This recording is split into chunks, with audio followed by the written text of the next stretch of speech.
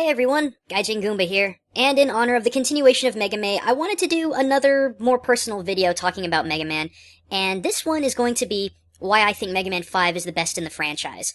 And a lot of people, I mean a lot of people, disagree with me when I say that, and I can understand why. First of all, let me start off with some of the big glaring flaws that I can actually agree with in a lot of cases. Okay, first of all, the Robot Master weapons are almost completely worthless. They're incredibly slow. A lot of them require you to be on the ground, like Napalm Man's ability, Wave Man's ability, and Charge Man's ability. The charge kick in itself is a very large blemish in that game. I admit that. The Robot Master weapons are not very good. So, yeah. One small thing that people have complained about in Wave Man's stage, when you're on the little skidoo, you can't push start to select an E-tank if you need to refill your health. And for a lot of people, I can understand why that's a problem. If you're not used to that, and the majority of people aren't, because you don't see vehicle sections in Mega Man games, you're going to take a lot of hits, and it's going to be really, really hard, so I can kind of understand that. The other big complaint that I hear is that it's a little too long, and I can get behind that. At the very end, when you beat all 8 Robot Masters, you have the Proto stages, and then you have the Wily stages, so it can drag on a little bit. Now, that being said, there are far, far more good things about this game that I think a lot of people overlook, or at least they don't appreciate. So, why is it the best? Let me get started on some more basic ideas. So first of all, Mega Man has had the charge shot. He got that in 4. But unlike 4, it's really, really wide in this game. In 4, it was more long. I think it did about 2 regular hits worth of damage, and in 6, they shrunk it down a little bit.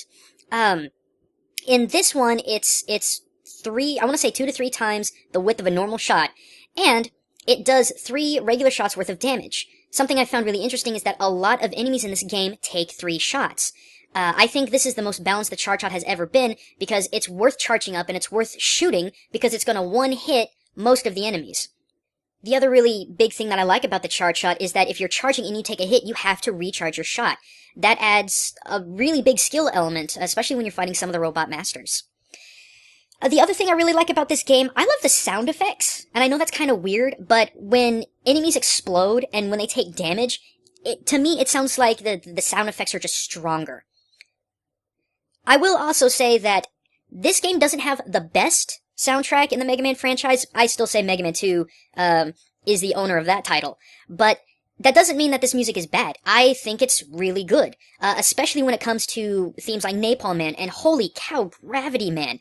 These are good songs. Another small thing that I really like about this game, no disappearing blocks until the end game. None. I hate those blocks. They are the bane of my existence in every Mega Man game. I will straight up admit, I'm not good at platform puzzles. And this is a good example. I'm just not good at them, so I just don't like them.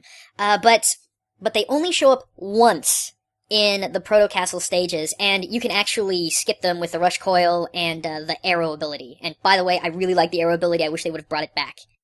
Now, going back, I did say that the Robot Master's weapons were not that good, and they're not. But this is not a bad thing, not in my opinion, because you can play this entire game without relying on the Robot Master weapons in order to get around. I actually prefer that playstyle. You can beat every single Robot Master, I'll bet sometimes it can be really hard, just with the Mega Buster. Whereas in other Mega Man games, you are almost required to use it, to use their weakness weapon, unless you're just crazy good. So, even though overall that's kind of a bad thing, I think it's kind of a good thing. And a lot of people have complained about the difficulty of this game in that it's not that hard. I don't understand why that's a bad thing. This is a really good Mega Man game for people that are interested in getting into the franchise. It's not super punishing. For whatever reason, you pick up a lot of lives in this game. And in my opinion, it's just a good game to get people started in. And then have them move on to the really ridiculous difficult stuff, like 1 and 2 and theoretically 9. So the big reason I love this game, why it's like my favorite game of all time, every single level has a really, really interesting quirk about it. Now, that's not to say that other Mega Man Robot Master stages didn't have quirks about them. They did, but they were small comparatively. So let's just go through all the Robot Masters and I'll explain what I'm talking about. Charge Man. A lot of people start here. Charge Man's stage gives you the illusion of being on a train constantly. Now, I may be wearing some nostalgia goggles when it comes to this, because when I was a really young kid, I loved trains. But even as an adult, as I'm watching this level, you see this layered scrolling, and you don't see that in a whole lot of Mega Man levels. So, the design itself is really cool, and even when you're inside the cars, the stage will shake ever so slightly to simulate it being on rails. I think that's really cool. It's not something unique where you're transversing the level, it's just an aesthetic that I thought was really good. And people, especially I think it was the Mega Man Network, they panned this level saying it was so easy. But I can appreciate it for the atmosphere that it creates. Wave Man. Again, a lot of people hate Wave Man stage because it's the majority of it is a vehicle section, and everything before it, there's no enemies to fight. It's just dodging different obstacles. I don't think this is bad. I actually like the fact that this gameplay is broken up into a different section where you have to think differently and play differently. It's not too different from what you're used to doing. And the illusion of travel, again, is really, really cool and really, really fun. And even in the beginning, the bubble puzzle where you're having to jump from different bubble to bubble, that was really good. I thought that was kind of clever for a Mega Man game. In fact, I thought it was really surprising that they actually brought it back for Splash Woman's stage in Mega Man 9. Starman. Now, I like Starman stage because it's got that low gravity feel. Now, a lot of people are saying, well, it's no different than any water level in Mega Man, and that's true. But unlike a lot of water levels, you can do some really crazy things in this particular stage. There's one part where the bottom floor is spikes and you've got platforms going up and down. You can moon jump over like 6 or 7 platforms at one time. And while it's small, I don't see too many Mega Man stages that give you that ability. So I just think it's cool. Napalm Man. Oh, Napalm Man. I'm actually doing a Culture Shock about Napalm Man's stage coming out, I believe, this Wednesday, so that's gonna be fun. But all of that aside, something I like about it is it's super trapped for one, so it makes for a really big challenge. And the other thing too is that there are a lot of little hidden areas. Well, maybe not a lot, but there are some hidden areas that are really kind of cool. It's a small thing, but I still love the level and the level design for it, as well as the other things I'm going to talk about in Culture Shock. Gyro Man. Gyro Man's got 2 parts where there's an elevator involved. One of them is just an aesthetic, but the other one, it takes some really tricky platforming because you're going up.